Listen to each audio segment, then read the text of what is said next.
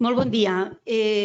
Mireu, vam començar dins de l'Observatori de la Dependència a utilitzar aquesta eina de treball del Webminer amb diferents professionals i la veritat és que no sabíem que el coronavirus arribaria d'aquesta forma i avui agraïm tenir una forma ràpida de contactar amb tots vosaltres des d'aquí, des de la seu d'Acra, a tots els centres. Jo crec que avui estem davant d'un moment excepcional als nostres centres. Per això m'acompanyen dos grans professionals del departament nostre d'Afers Socials i Família, l'Helena Miralles, subdirectora de Gestió de Recursos, i també del Departament de Salut, o una mica dels dos departaments, el Sebastià Santa Eugènia, que és el director del Programa d'Atenció Integral Social i Sanitari.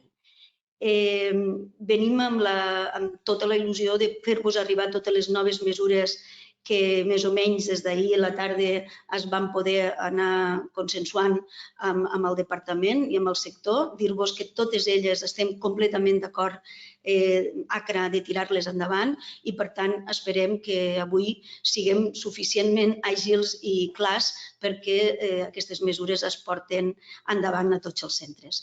Crec que, sincerament, ens ho hem d'agafar com el que és un moment d'excepcionalitat. No ho hem de generar alarma, però sí que és cert que hem de generar molta i molta prevenció perquè el moment no és fàcil. I creiem que avui ja es començaran a rebre uns petits kits, però són insuficients d'EPIs. Per tant, els centres heu d'anar adquirint sempre que pugueu aquestes mesures de protecció. Sempre esperant que no hi hagi res pitjor i que, per tant, puguem controlar aquesta epidèmia dins dels nostres centres. Jo crec que el que teniu és ganes d'escoltar els dos professionals que m'acompanyen i després entrarem en el debat, les preguntes que tingueu. Sisplau, no vos deixeu res. És a dir, preguntes que tingueu, feu-les. Estem amb moltes ganes de contestar-les perquè és l'única manera que podrem arribar molt lluny. Pràcticament 200 centres han demanat l'accés. Ara hi ha en aquests moments 94 persones connectades i esperem que en els propers moments es vagin connectant moltes més. Per tant, dono la paraula al Sebastià perquè ens expliqui amb el seu punt de vista. Gràcies.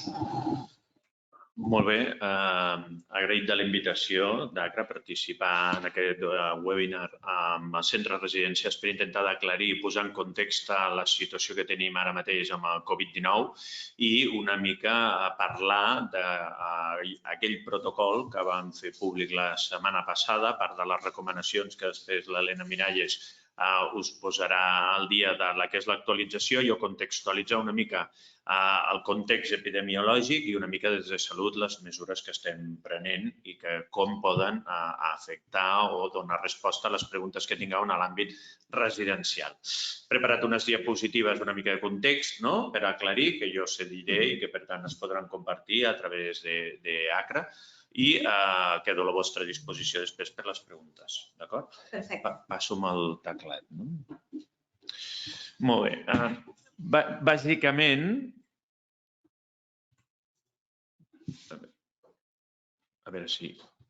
Bàsicament, ja sabeu que el coronavirus és un virus que afecta predominantment en l'àmbit respiratori de la gent.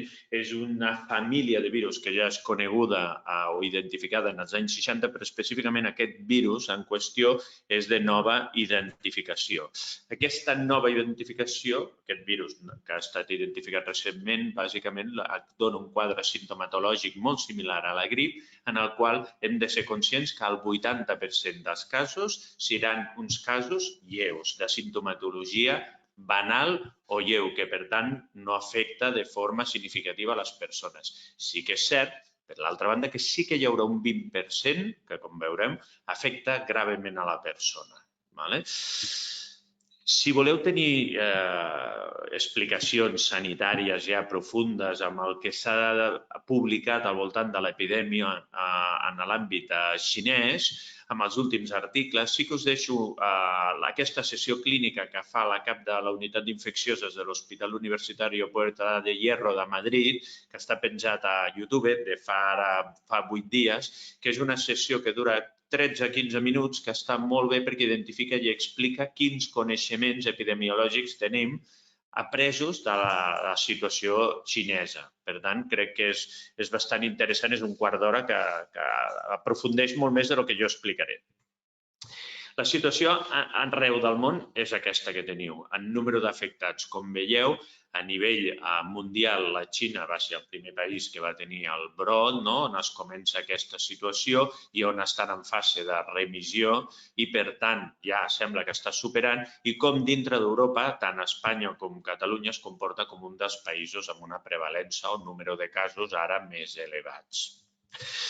Bàsicament, per agafar consciència, aquesta situació epidemiològica de la infecció per aquest coronavirus respecte a altres epidèmies de casos, com va ser en el seu moment l'epidèmia del SARS o del MERS, com veieu, proporcionalment el número de casos és francament diferent. Per tant, ens trobem en una situació, com molt bé deia la Cinta, de situació excepcional, amb un coneixement molt diferent a el que hem tingut amb epidèmies prèvies i, per tant, ens movem en un escenari amb incerteses i un escenari que implica una planificació o previsió de resposta esglaonada que cada dia pot anar canviant. I, per tant, és important estar al dia dels comunicats que fan en dos departaments al voltant de quines són les mesures que es prenen.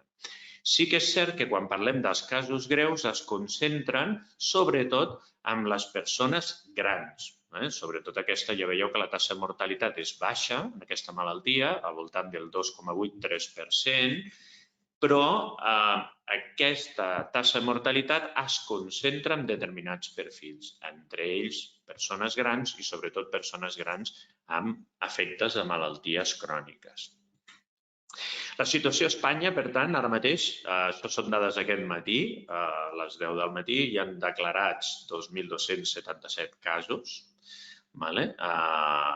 malalts afectats amb 55 morts i dels quals ja hi ha 183 casos que han superat la malaltia.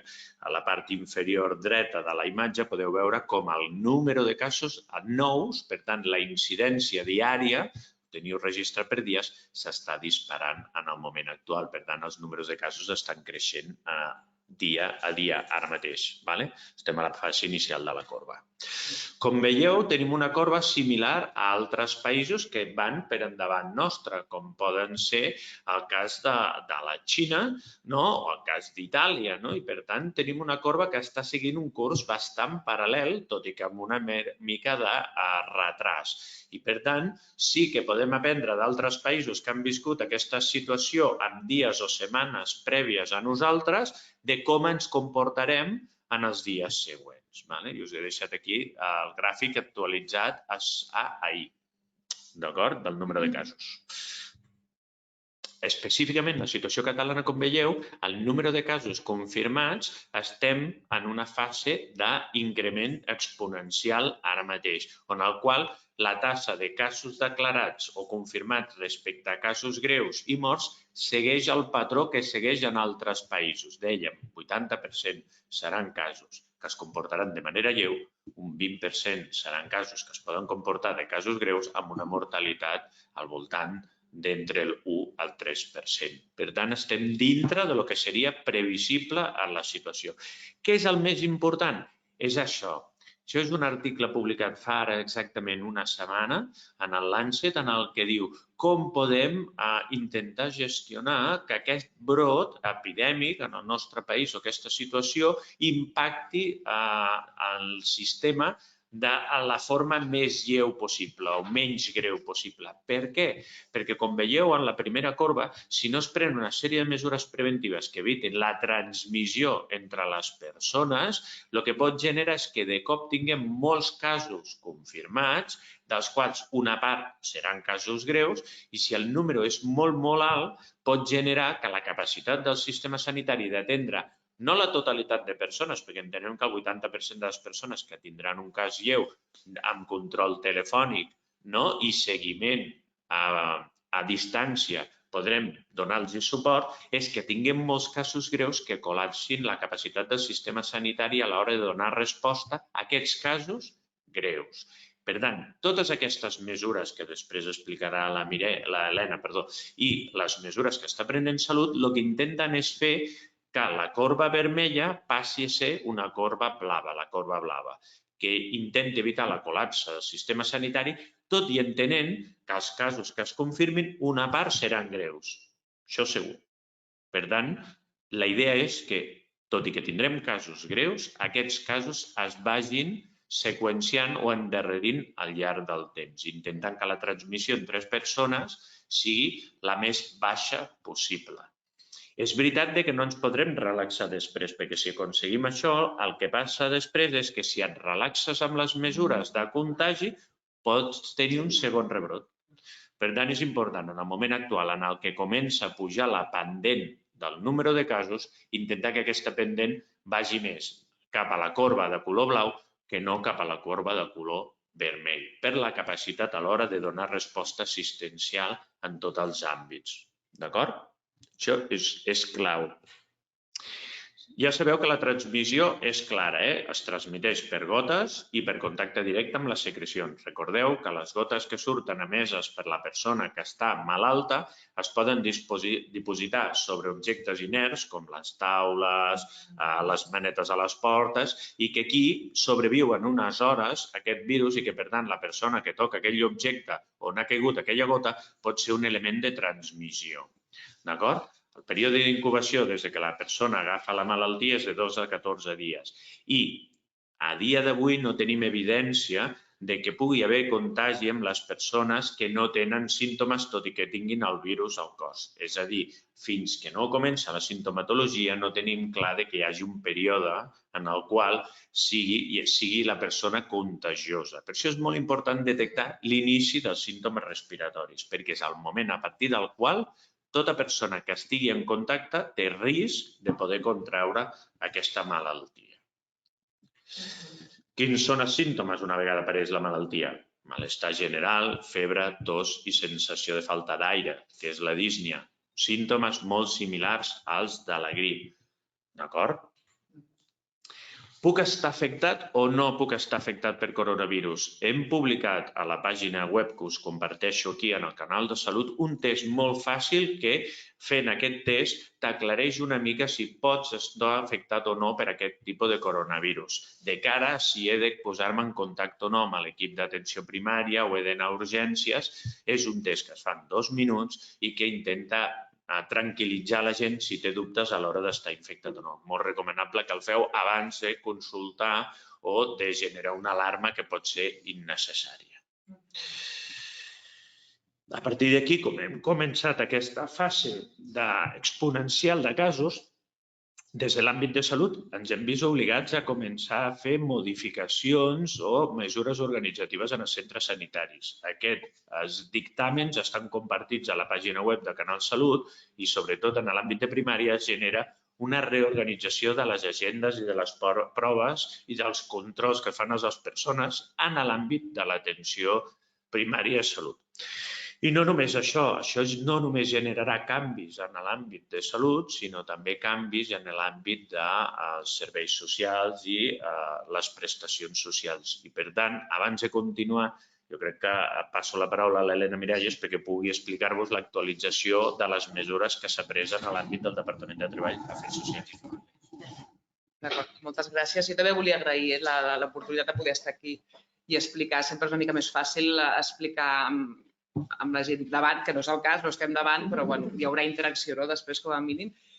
I tot i que ja sabeu que hem anat informant i que hem anat enviant diferents tipus de documentació o d'enllaços, poder-ho explicar sempre és més fàcil. Molt bé, doncs com deia el Sebastià, hem actualitzat les instruccions que, com ja deveu saber tots, el divendres passat es va fer una primera versió d'instruccions concretament dirigides a residències de gent gran per prevenir i protegir de la infecció. I clar, com que tot és molt canviant i la situació ja sabeu que minut a minut gairebé va canviant, doncs tenim actualitzacions que vam estar parlant ahir, evidentment pactat també amb el sector i amb tota la gent que té coneixements al respecte i vam arribar a una sèrie de mesures que ara és el que volia compartir amb vosaltres. Les instruccions, diguéssim que hi hauria com tres blocs diferents d'actuació en el moment de fer la prevenció. Un seria dirigit l'accés i a les visites als centres, o sigui, a la interacció entre el centre i l'exterior. L'altre són mesures més aviat organitzatives dins del propi centre. I, finalment, les mesures de prevenció físiques, diguéssim, de neteja i tot això, que potser és el que seria una mica més similar al que ja teníem, perquè tot això ja des del bon inici ja és el que havíem dit. Hi ha algunes coses que són bastant rellevants i és amb el que em centraré. Després, si de cas, faré un repàs general de tot i en el moment que tingueu, al final, si teniu preguntes, intentarem esclarir el que puguem en aquests moments i el que sapiguem també. D'acord?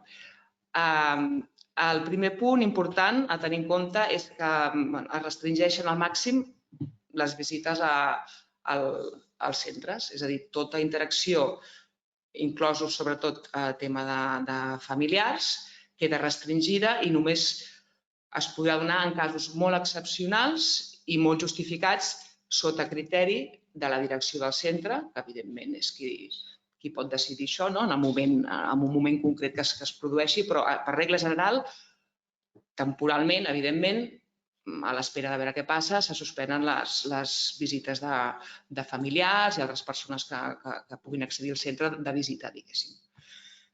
Tot i així, encara que hi hagi alguna necessitat o una urgència que sigui justificada, sempre tenint en compte el que ja havíem dit, que persones que presentin símptomes o que hagin estat en zones de risc o que hagin tingut un contacte estret amb casos probables o confirmats, aquests també s'hauran d'abstenir d'entrar al centre.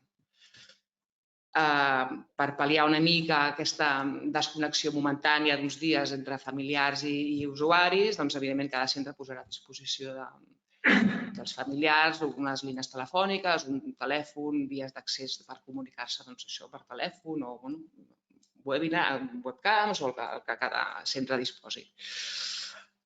Evidentment, les activitats de grups que vinguin de l'exterior queden suspeses, els voluntariats, els estudiants en pràctiques, activitats que a vegades intergeneracionals que es fan en escoles o així també queden suspeses, teràpies amb animals, musicoteràpia, tota activitat que vingui, que provoqui accés de persones de l'exterior. Tot això, penseu, ja ho sabeu, això no vull dir, però suposo que no cal dir-ho, és tot per protegir la salut dels usuaris, bàsicament. O sigui, és anar al màxim amb la protecció dels usuaris. L'habilitació d'una única via d'accés al centre, això ja ho havíem dit en l'anterior instrucció, del divendres.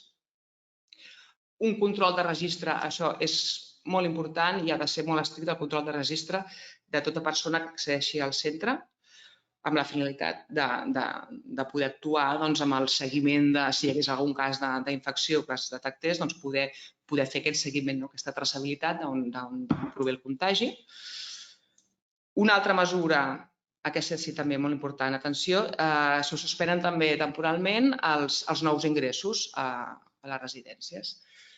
El motiu d'això dona resposta una mica a dubtes que se'ns han anat plantejant aquests dies, que es fa quan es necessita un espai de confinament, una habitació, i el centre no disposa d'habitacions lliures. Doncs, una de les mesures que creiem que pot ajudar és, a partir d'ara, se suspenen els ingressos amb la finalitat aquesta de tenir disponibilitat d'alguna habitació per si s'ha d'ir algun usuari que necessiti aïllament, ja sigui per sospita o perquè s'hagi confirmat la contaminació i es decideixi que es queda al centre. Aquesta és una altra, no sempre es quedaran al centre. Pot ser que vagin a l'hospital o fora. D'això en parlarem després, exacte. Això com a interacció entre el centre i l'exterior. Com a mesures organitzatives i de funcionament interior del centre, també per evitar al màxim la dispersió o possible dispersió d'alguna contaminació entre plantes i usuaris treballadors, el que hem estipulat és que s'ha de restringir al màxim, primer de tot, la concentració d'usuaris en general, d'usuaris o professionals, en espais únics, els espais comuns, s'ha de restringir al màxim la concentració de les persones allà. I també molt important, la mobilitat dels residents entre plantes. O sigui, diguéssim que durant aquests dies la vida del resident hauria de ser, en la mesura del possible, ja sabem que això dependrà de cada centre com estigui organitzat, però aquí també és molt important que es tingui en compte que s'han de reorganitzar algunes coses dins els centres i s'ha de parlar i cadascú ha de veure com pot reorganitzar el centre per tal d'incidir en aquests punts. Evitar al màxim concentracions d'usuaris i mobilitat d'usuaris que quedin dins la seva planta, facin el màxim de vida possible dins la planta on tenen l'habitació i segurament un menjador per la planta habilitat, si és possible. Tot això són mesures organitzatives que s'ha d'anar veient com es poden aplicar. Després hi ha tota una tipologia de serveis que normalment s'acostumen a fer en zones comuns per evitar concentració. Els serveis de fisioteràpia i de podologia s'hauran de fer a les plantes. És el terapeuta que s'haurà de desplaçar a fer la teràpia a la persona. També molt important, el tema d'organització dels professionals haurà de ser per plantes també. O sigui, s'haurà d'evitar que els equips de professionals, com a molts centres ja, vagin rotant per plantes. En aquest cas és necessari que cada equip tingui la seva planta d'actuació i no es mogui d'aquesta planta i circuli el mínim possible. Evidentment, sortides externes, excursions i grupals, això ja ho havíem dit també, queda suspès. Les sortides dels usuaris també queden suspeses, a no ser, evidentment, que hi hagi casos d'urgència o necessitats molt urgents, evidentment, però si no són necessitats urgents, els usuaris no haurien de sortir del centre. Ara anem amb el tema de les mesures de centre de dia. Ja sabem que moltes de les residències tenen un centre de dia, ja sigui annexat o totalment integrat en el centre o amb possibilitats de separació. Això són diferents casos que segons quin dels casos sigui s'ha de tractar diferent.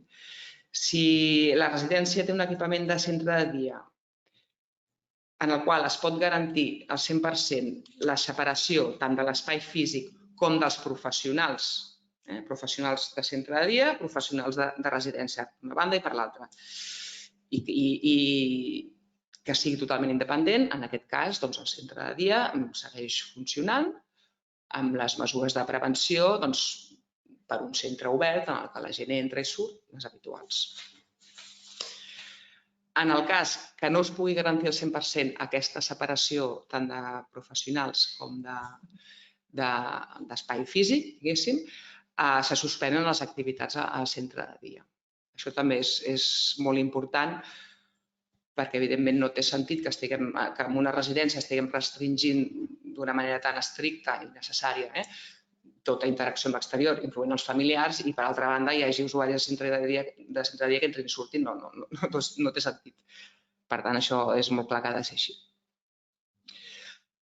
Una tasca important que s'ha de fer, que això ja ho anirem explicant perquè ara s'estan redactant unes mesures concretes per les situacions aquestes de tancament de centre de dia, però jo ara ja us ho avanço una miqueta, que en el cas aquest de centres de dia que s'hagi de tancar el servei, és molt important que des del propi centre de dia, que són els que coneixen els usuaris, identifiquin de les persones usuàries que tenen quina és la seva situació o com quedarà la seva situació un cop tancat aquest servei, que ha de ser ja. Si tenen familiars que els puguin atendre, si tenen algun servei d'atenció a domicili que els hi vagi potser al matí, que són els que l'acompanyen al centre de dia normalment o a la tarda que els van a recollir, tot això s'haurà de detectar i explicarem ben bé quins són els punts, però tingueu en compte perquè és una feina que s'ha de fer ja des d'ara. Perquè s'han d'activar, ja us dic, aquestes mesures que estem preparant per seguir donant atenció a aquestes persones encara que estiguin al seu domicili, evidentment. Això ja hem fet residència, centre de dia, el tema casal. Si les residències també disposen, que també hi ha molts casos que disposen de casal, doncs aquestes sí que s'han de suspendre. Les activitats de casal s'han de suspendre. I en quant a mesures per reforçar la prevenció, aquestes ja són les habituals. Ja que havíem dit l'altre dia, potser fer una mica d'incís en el tema del protocol de neteja antisèptica, reforçar-lo al màxim, tenir molt en compte el que ha comentat el Sebastià, d'estar netejant contínuament les superfícies, taules, baranes, mànecs de portes i, important també, la supervisió d'aquesta neteja.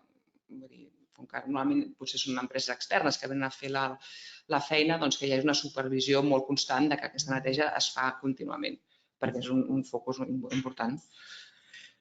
El reforç dels cartells informatius, que segurament tots els teniu ja, la recomanació de rentat de mans, i després també el tema dels equips de protecció individual, que ja ho sabeu això també, això potser en parlarem després, que de moment l'accés a aquests, l'accés no, és que anem una mica faltats d'aquest material.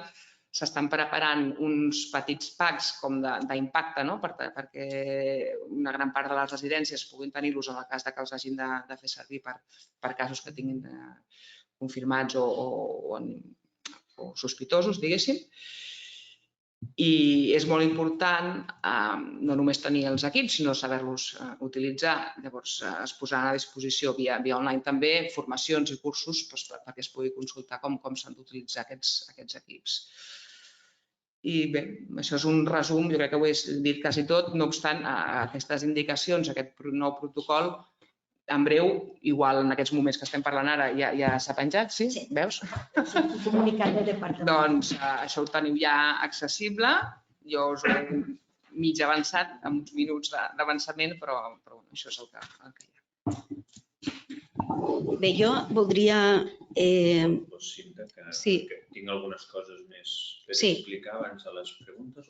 No, és que jo abans de les preguntes voldria una mica remarcar coses que ha dit l'Helena, perquè jo crec que tots hem rebut ja aquest comunicat mentre nosaltres estàvem aquí ens l'han entrat, per tant no hem tingut temps material, però jo crec que quan veureu el comunicat hi ha com la restricció al màxim de les visites. Jo crec que queda molt clar el que ha dit Helena, més inclús que això. Ho dic perquè alguns estaran pensant que hem tingut problemes amb el que és una restricció. Si no, Helena ha dit, se suspenen les visites. He pres nota de les paraules textuals. Ho dic perquè pot ser aquest comunicat, inclús amb persones complicades que estan tot el dia allà, això no ens ajudarà a realment dir, escolteu, m'agafo el comunicat que la Generalitat ens ha passat avui al departament i realment no poden entrar al centre. Per tant, les paraules textuals de la subdirecció del departament és suspendre les visites de familiars i crec que això ja mirarem com ho arreglem, però cal tenir clar que és un pas més del que teníem de prevenció als últims temps. Aquesta ha estat la voluntat del departament, consensuada amb Salut i també amb el sector, que hem de fer un pas més perquè si no, no evitarem que realment entren. Per tant, si vols dir alguna cosa més, Sebastià, i després entrem a les preguntes. Sí, jo encara tinc algunes diapositives que van molt enfocades a coses pràctiques de gestió de les persones que puguin ser casos sospitosos, perquè veig que hi ha algunes preguntes que van enfocades així i a veure si aconsegueixo aclarir algunes coses. D'acord? Bàsicament... Contestaràs el cas i la primera pregunta? Com actuem? No, tinc... Passa'm el ratolí, sisplau, Helena, perquè em sembla que no... Amb el teclat, a l'estar aquí, a veure, ara sí puc passar. Ara, perfecte. Ja veieu que les mesures entre països són heterogènies. Per tant, jo crec que el que sí que hem de ser conscients és el fet d'intentar no comparar, perquè jo crec que és difícil, si no tens tota la informació, fins i tot tenint la informació, de que entenguis per què Dinamarca fa una cosa i Espanya fa una altra i Catalunya fa diferent d'altres llocs. Per tant, intentem no comparar. Sobretot, hem de tenir en compte que això ens afecta a tots i per això avui estem aquí, Salut i l'àmbit social, perquè tenim molt clar els dos departaments que les decisions que prenem no estan exemptes de tenir conseqüències en els dos sentits, i per tant sempre hem de tenir prudència màxima, intentar veure que les mesures tenen una proporcionalitat progressiva i per tant no volem o no podem aplicar al màxim de decisions perquè no tindríem cap tipus de marge llavors de maniobra i sobretot deixar aquest àmbit als experts a l'hora de quines decisions de forma progressiva s'aniran prenent. I segur que els protocols, segur que les decisions, segur que les recomanacions aniran variant al llarg del temps. Per tant, sempre estarem a disposició, tant d'ACRA com de tots els estaments, de poder venir les vegades que faci falta per donar resposta a aquells dubtes que puguin sorgir. Però sí que és important que de forma individual, com a persones, com a professionals, com a ciutadans, prenguem consciència de que hem d'intentar seguir les pautes que ens comuniquen de la manera més estricta. Jo us he posat un exemple, avui a la dreta, d'un cas que s'ha donat aquest matí d'un jugador de la NBA. Vull dir, si no ens prenem en sèrio, de debò, aquestes recomanacions, d'intentar de tenir la màxima higiene i les mesures preventives, es podran donar aquest cas. Ell ha anat tocant tots els micròfons avui perquè pensava que això no li passaria i s'ha infectat de coronavirus. Per tant, les màximes mesures individuals i col·lectives de prevenció. Hi ha aquests dos documents, hi ha el protocol. Ahir es va renovar el procediment d'atenció a les persones, el global, que és el document que teníeu a la dreta i està disponible en el canal Salut. I a partir d'aquí entrem en quan considerarem que un cas és sospitós. Perquè jo crec que això és clau. Perquè quan hem de considerar? Continua a dia d'avui sent clar la indicació. Sempre hem de tenir clar que la persona es considera un cas en investigació quan tingui simptomatologia respiratòria i, sempre hagi una història prèvia de viatge en una zona de risc, i us he posat el mapa de què es consideren avui en dia zones de risc, o dos, hi hagi una història de contacte estret amb una persona que sigui ja probable o confirmada. Per tant, sigui un familiar d'una persona que ens comuniquen que està en estudi o s'hagi considerat que ja és una persona diagnosticada d'afectació per aquest virus. Què entenem per llavors com a contacte? Perquè no totes les persones que hagin tingut relació es poden considerar tributàries de fer mesures d'aïllament. Es considera contacte estret aquells que tinguin aquestes consideracions, que són bàsicament treballadors sanitaris que no han utilitzat mesures de protecció adequada perquè no sabies que en aquella clínica respiratòria aquell malalt, aquella persona acabarà sent un cas infectat per aquest virus, o membres familiars de persones que han tingut un contacte físic similar i proper. Què entenem per contacte proper? El que teniu a la següent frase, qualsevol persona que hagi pogut estar en contacte amb aquelles secrecions, aquelles gotes o objectes que ha manipulat la persona malalta, que hagi estat en un radi inferior a 2 metres. I en tercer lloc, que no crec que apliqui ara mateix, és el tema dels passatgers d'un avió. Per tant, aquests sí que seran casos sospitosos i només en aquest cas aplicaria el protocol que vam publicar la setmana passada. En el cas de gent amb una infecció respiratòria que no compleix cap dels altres criteris, el tractarem d'entrada com una persona amb un quadre gripal habitual o una infecció respiratòria bacteriana perquè té una malaltia pulmonar obstructiva crònica. D'acord? En aquest cas sí que és important reforçar que per no tenir casos sospitosos, les mesures que ha explicat l'Helena són molt importants, que quanta més informació posem a les residències en quant a higiene de mans, en què no vingui la gent amb problemes de tipus respiratori o infecció a veure familiars, que davant de qualsevol dubte que millor que no vinguin i, sobretot, fer que les persones, tant els professionals com els usuaris dels centres residencials, mantenir una bona higiene de mans i, si hi ha algun amb clínica respiratòria, intentar que no faci servir les zones comunes, són mesures que tenen un alt rendiment de tipus preventiu. Per tant, reforçar en els centres la utilització d'aquestes mesures preventives. Les mesures preventives, us ho recordo de nou, bàsicament són això, rentat de mans, utilitzar mocadors a aquelles persones que tinguin simptomatologia respiratòria, a l'hora d'estornudar fer-ho sobre el colze i no les mans i sempre intentar netejar-se les mans. D'acord? Davant del maneig, si jo tinc un cas sospitós, per tant que tingui aquells criteris, a més de la clínica respiratòria, hem de fer un aïllament preventiu d'aquest pacient, parlarem de les condicions d'aïllament. 2, hem de comunicar que tenim un cas sospitós, ja sigui a través del 061 o del SUBEC, que teniu els telèfons de contacte territorial en l'annex del protocol. Una vegada faig aquesta comunicació, s'haurà d'estudiar si aquest pacient o aquest usuari o resident veritablement és un cas confirmat o no.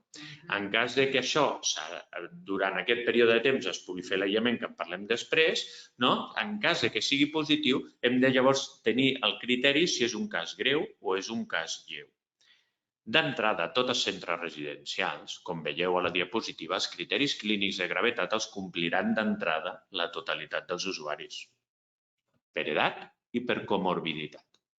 Encara que tingui simptomatologia lleu, és una persona susceptible de ser d'aquest 20% d'usuaris que tindran probabilitat de tenir una malaltia greu. I, per tant, d'entrada, a dia d'avui, el protocol estableix que si es dona aquesta situació, el millor és la derivació a centre hospitalari. D'acord?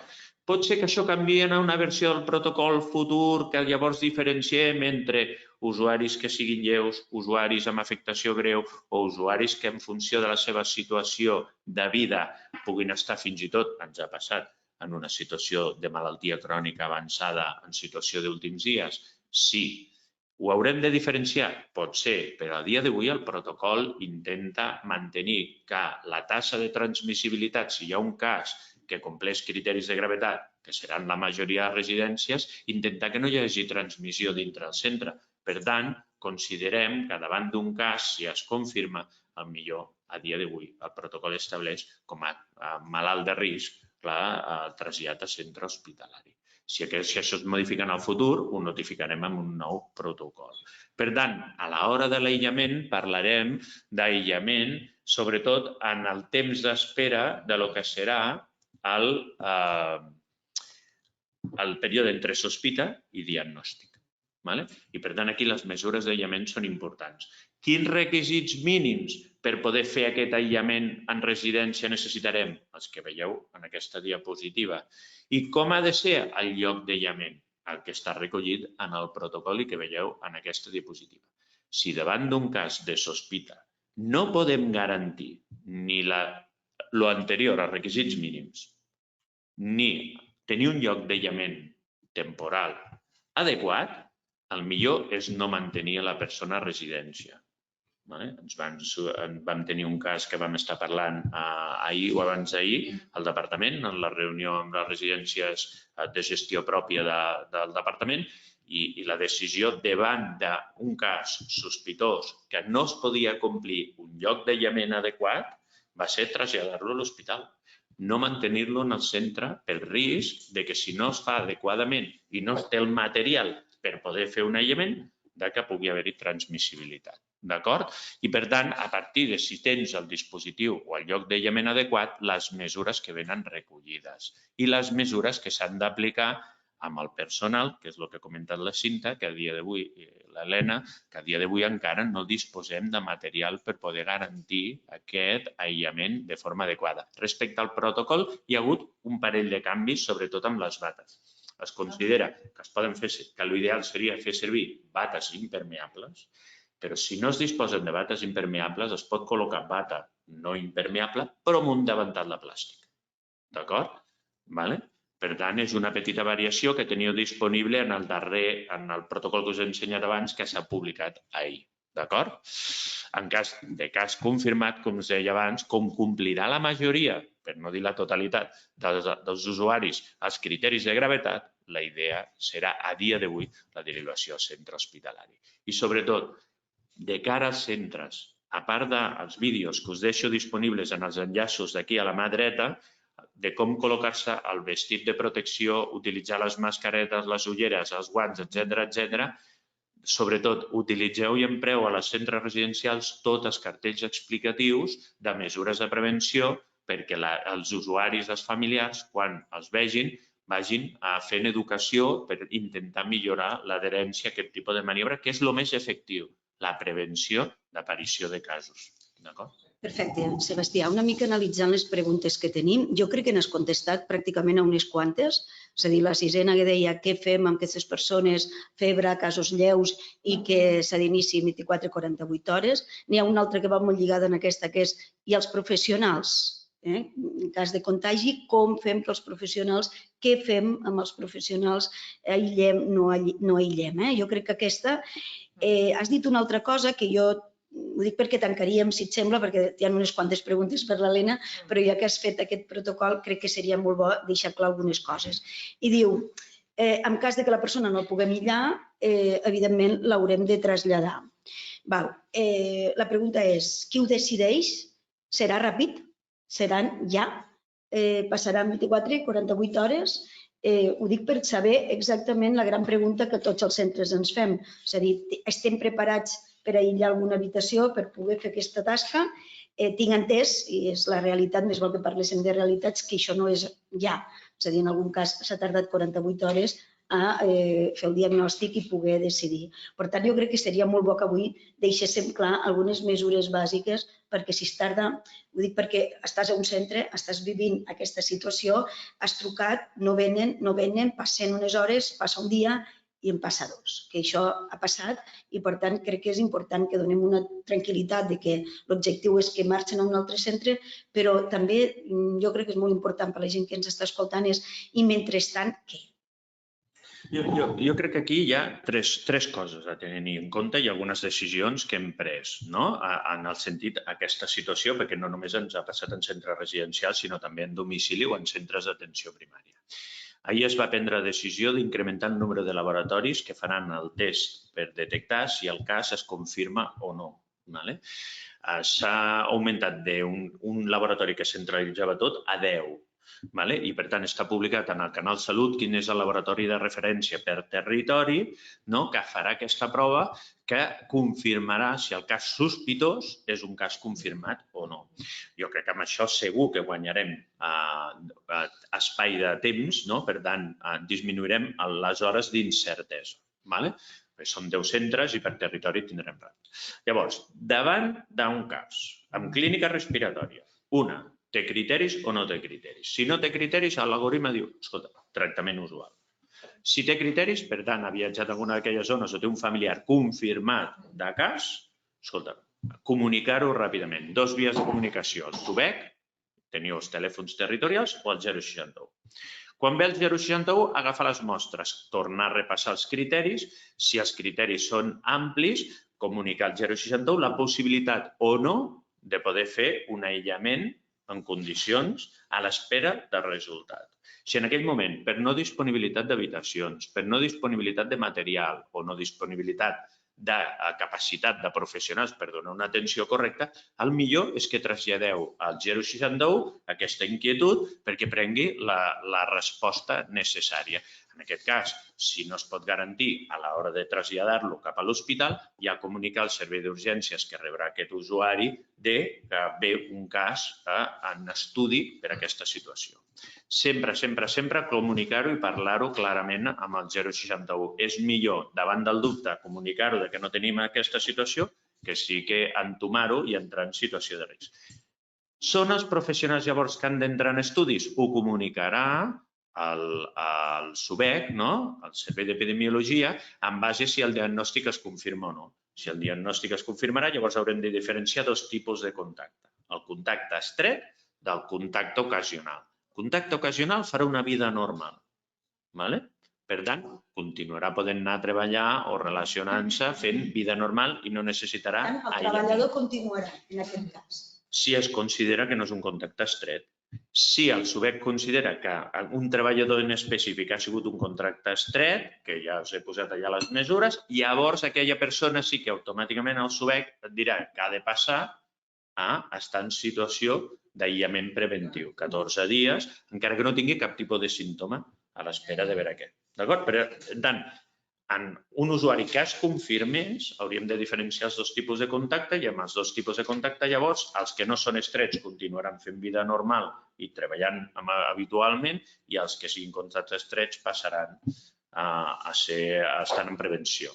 Espero haver estat suficientment clar. Jo crec que sí. Al final tens els dubtes quan et passa, que no saps ben bé què és estret i què és el gran problema que en aquests moments hi haurà. Però això ja t'ho diuen, no? Hi ha uns criteris bàsics que són els que he posat al diapositiu. Sí. Que han de tenir en compte. I 2, després l'última paraula sempre és salut pública. Molt bé. Perfecte, Helena, tens unes quantes preguntes. Mira, primer hi ha gent que et diu que crec que, encara que no és la primera, és molt important, que pregunta mesures opcionals o obligatòries. Jo començaria per aquí perquè crec que és una mica deixar-ho clar si és opcional, si és obligatori. També en preguntes com, i en el cas que no hi puguem separar, aquesta pregunta als espais, jo crec que ho has contestat força bé, però és evident que també hi ha gent que diu no puc organitzar menjadors per planta, no puc fer, què tinc que fer? I hi ha una altra que diu, es pot prohibir l'entrada als familiars? Aquesta és molt clara. A veure, així en general, les mesures, vam començar el divendres, que ja fa gairebé una setmana, amb una sèrie d'indicacions o recomanacions, perquè era fa una setmana i com ja estem veient, la situació està evolucionant i cada vegada preveiem que vagi més ràpid. O sigui, tampoc volem ser alarmistes, però hem de ser realistes.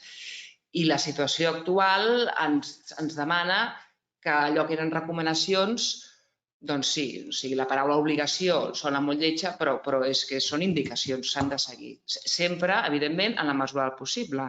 Si un centre no té la capacitat d'organitzar-se per plantes, doncs perquè no té plantes, o només les que té no tenen possibilitat de que l'usuari faci una vida a la planta, doncs evidentment això recau en la direcció del centre, que organitzi de la millor manera possible, intentant seguir el màxim de criteris que diem a les instruccions. Pel que fa a visites de familiars, no, o sigui, és que és per seguretat dels usuaris. O sigui, les visites dels familiars, igual que qualsevol interacció amb l'exterior, s'han de fer només en algun cas molt concret i sempre a decisió de la direcció del centre, per casos, ja dic, molt extrems o que hi hagi una necessitat, però així com visita habitual, temporalment no es podran fer aquestes visites i sempre repeteixo, és per protegir l'usuari, és que no hi ha més.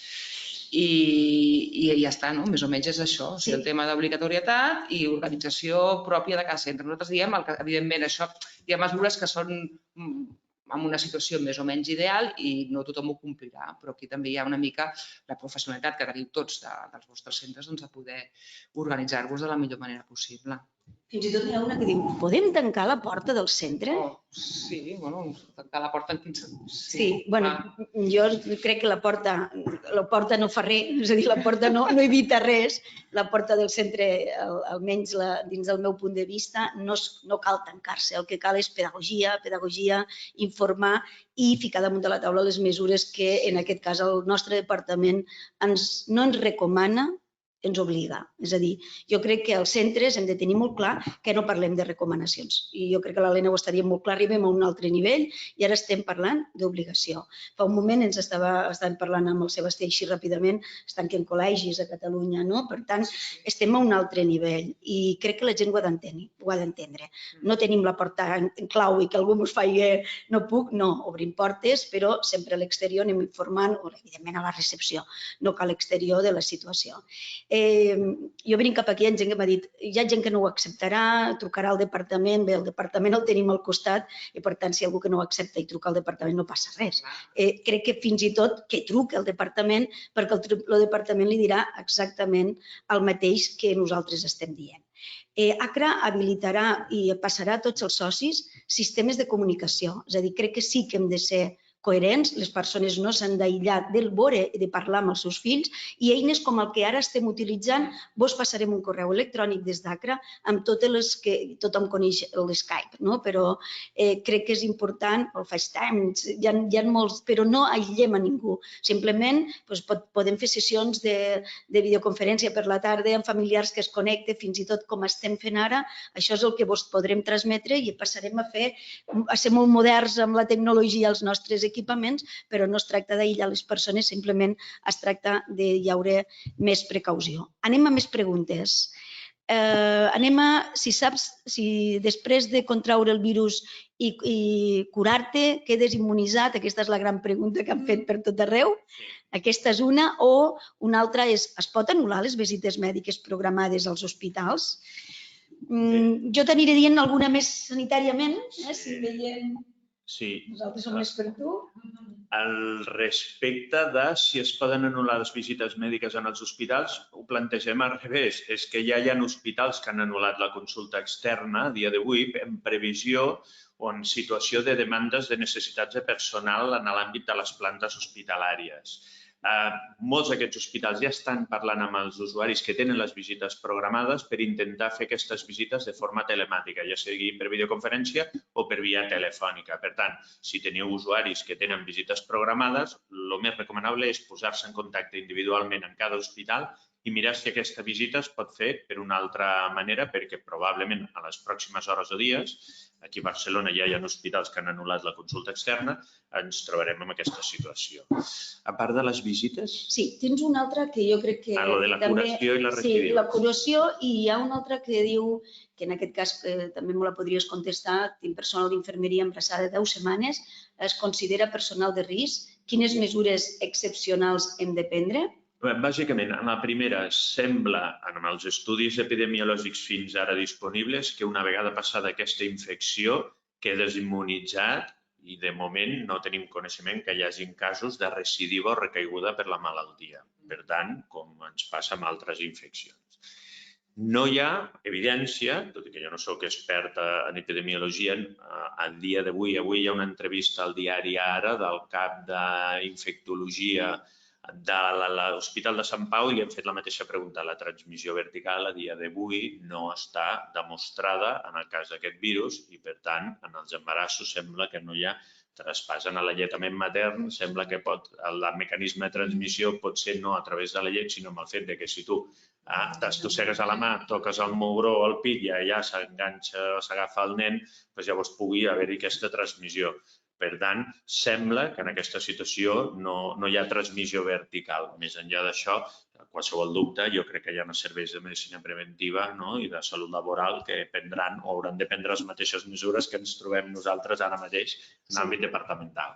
Sebastià, n'hi ha una altra, i tu que tens molta experiència com a metge de residències i ho saps, diu, tenim gent ingressada als hospitals en aquests moments per altres temes, que poden ser com una trencadura de cadera, és a dir, no cal que sigui res respiratori, i tornen cap a la residència, dins d'aquest procés que estem.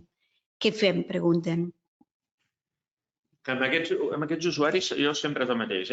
Una, aquests usuaris que venen després d'un ingrés hospitalari, segur que abans de donar-los d'alta, si han tingut febre i focalitat respiratòria, segur que tindran un estudi diagnòstic al voltant de la infecció per aquest virus. En aquest sentit, davant de qualsevol dubte, quan es comuniquin una alta, sobretot garantir que aquesta persona no ve febre amb focalitat respiratòria i intentar parlar amb el centre hospitalari. Però el més corrent és el més freqüent i, per tant, continuaria fent el mateix que hem fet fins ara. Si no té criteris de risc, per tant, aquest usuari que ha estat a l'Hospital d'Aguts no ha estat en contacte amb un altre usuari o amb un professional que estigui malalt per aquesta situació, amb total tranquil·litat fer l'ingrés habitual al centre residencial. Molt bé, seguim amb preguntes. Tenim ja moltes contestades. N'hi ha una que diu, podem fer serveis d'àpats a domicili? Hi ha algun risc en la cadena d'alimentació o en el retorn del material des del domicili? Sí, això està recollit en el protocol. Les mesures habituals a l'hora de tractar el material d'alimentació, els coberts i els plats, és l'utilització de rentavaixelles i rentar-los amb sabó. Penseu que és un virus molt sensible al sabó. Per tant, s'elimina fàcilment. Sobretot la persona que manipuli aquells estris o plats s'ha de rentar immediatament després les mans, però no ha de fer cap mesura excepcional, sinó reforçar les mesures habituals d'higiene. Molt bé. Podem fer servir àpats a domicili? Ahir el departament ens demanava solucions perquè puguem fer alguna cosa més en aquella gent que es queda als domicilis.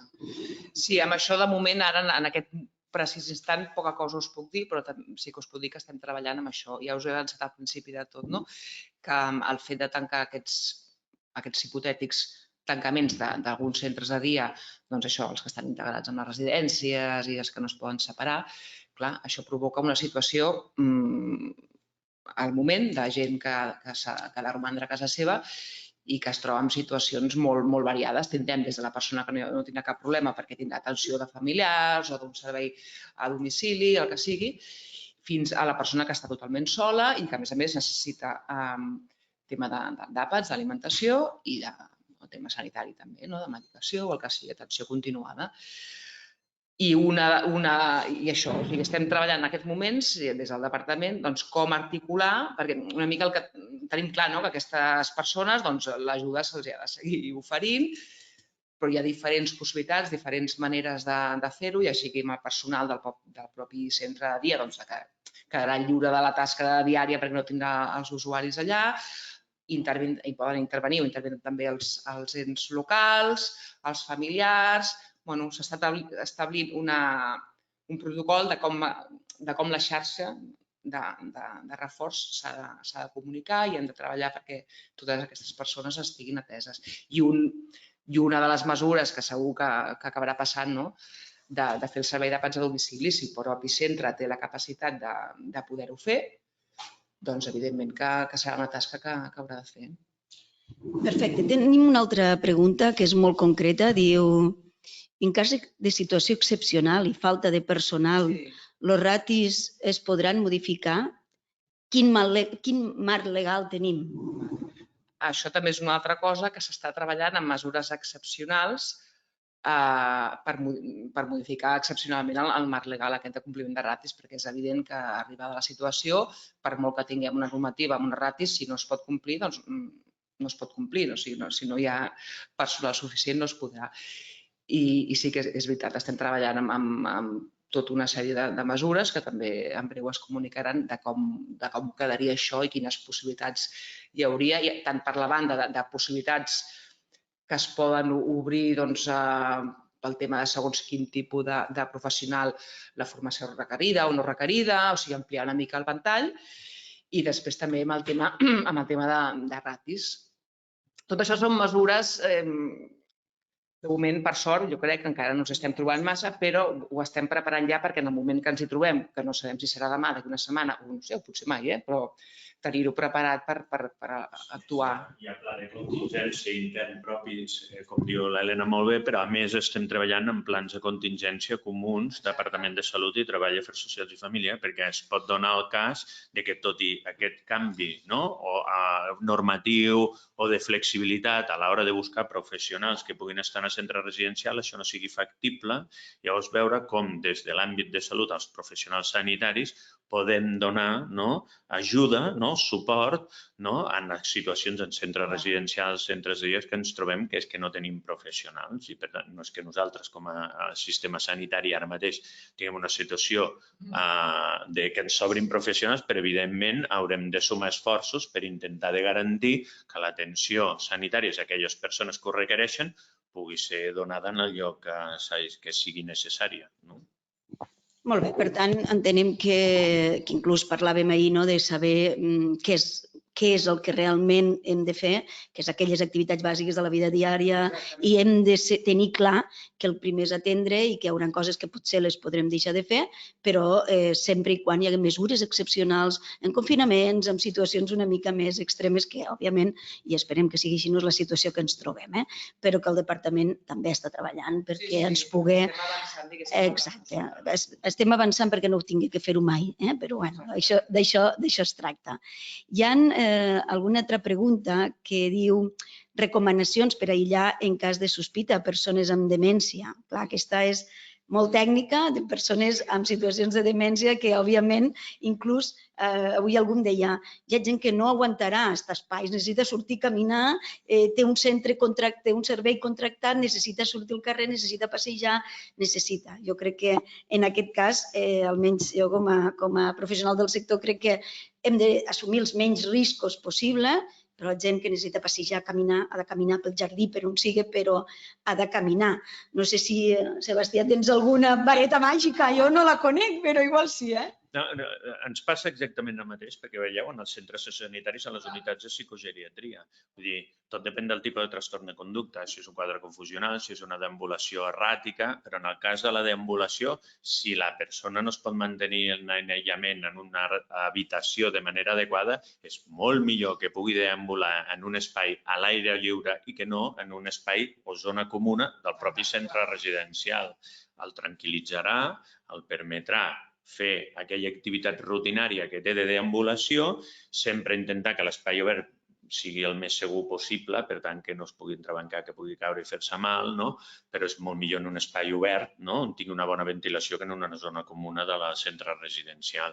Són els casos que tindrem més dificultat i, de fet, a les unitats psicogeriàtriques ens suposarà tot un repte, perquè de per si les unitats psicogeriàtriques on estan persones amb trastorns greus són unitats tancades. Per tant, si tenim algun cas, és molt probable que la transmissió sigui ràpida dintre d'aquella unitat. Però mantinguem sobretot les zones comunes protegides. Molt bé, jo crec que només quedaria una pregunta i si a cas farem, si a algú li ha quedat algun dubte, poder tenir... Suposo que dubtes molts. Hi ha una persona que diu hi ha gent que es renta la roba a casa, ho puc seguir fent, és un risc, és un protocol que hem de... Com fem, i ens el porta neta i no passa res. Perfecte. Bé, jo crec que no sé si voldríeu afegir alguna cosa més. Jo només afegir això que ja estaves apuntant tu, que ara hem solucionat alguns dubtes, que segur que n'hi van havent molts més i que nosaltres estem aquí sempre, vull dir, no aquí físicament, però que els dubtes... Exacte. Molt bé. Bé, jo crec que tant l'Helena com el Sebastià ho han dit molt clar, tenim un repte per endavant, tenim uns dies complicats, teníem moltes preguntes de les persones familiars, persones usuàries que estan acostumbrades a sortir al carrer i que en aquests moments no ho podem garantitzar, per tant, no els ho podem garantitzar, no han de sortir, per tant, al centre hem d'evitar sortides i entrades. Crec que hi ha un tema que hem de tenir molt clar, que és el sentit comú. Si no poden entrar famílies, no podem sortir nosaltres, és a dir, utilitzem aquest argumentari. Si nosaltres diem a les famílies ara no, esperem 15 dies, mirem si aquests 15 dies, 20, el que el departament ens diran, el que no podem fer nosaltres és seguir amb vida normal, sortint i entrant, malgrat tinguem segur moments de tensió on es necessitarà una mica d'aire, i per tant sortim als jardins, controlem els nostres espais, però segur que les persones grans, explicant-ho bé, acabaran entenent-ho i les famílies també. I si no, per això estan els dos departaments, per això estem nosaltres, per ajudar-vos a respondre tots els dubtes que teniu. Insisteixo, us passarem sistemes audiovisuals perquè les persones puguen seguir tenint contacte amb els seus familiars mentre dure aquests dies, esperem pocs, però que siguin els necessaris. Moltes gràcies. En aquests moments ja tancaríem aquesta amb 109 persones que us heu connectat, crec que 112 en total. Gràcies per aquest temps i esperem que sigui un temps curt. Gràcies. Gràcies a tots dos.